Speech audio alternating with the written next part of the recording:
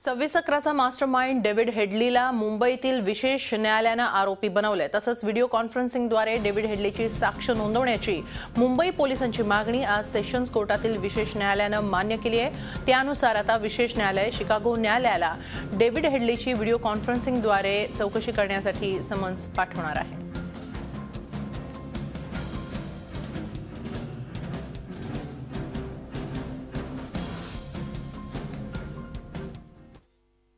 मुंबईवर 26/11चा जो दहशतवादी हल्ला झाला होता, या हल्ल्याची यशस्वी करण्याकरता ज्या अमेरिकेतील डेव्हिड हेडलीने मदत केली होती आणि ज्या डेव्हिड हेडलीने 26/11 नोव्हेंबरच्या अगोदर मुंबईच्या टार्गेटची नकाशे फोटोज काढून या हल्लेखोरांना दिले होते, त्याला या खटल्यात एक आरोपी करावा असा आम्ही कोर्टात विनंती अर्ज केला होता।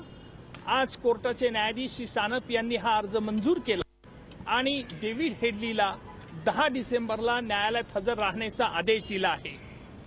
डेव्हिड हेडली हा आता अबू जिंदाल बरोबर एक दुसरा आरोपी झालेला आहे आणि 26/11चा दहशतवादी हल्ला अबू जिंदाल आणि डेव्हिड हेडली या दोघांच्या विरुद्ध आता चालवण्यात येईल। अर्थात डेव्हिड हेडली 10 डिसेंबरला कोर्टात हजर झाल्यानंतर पुढची कार्यवाही होईल। झी 24 तास रहा एक पाऊल पुढे।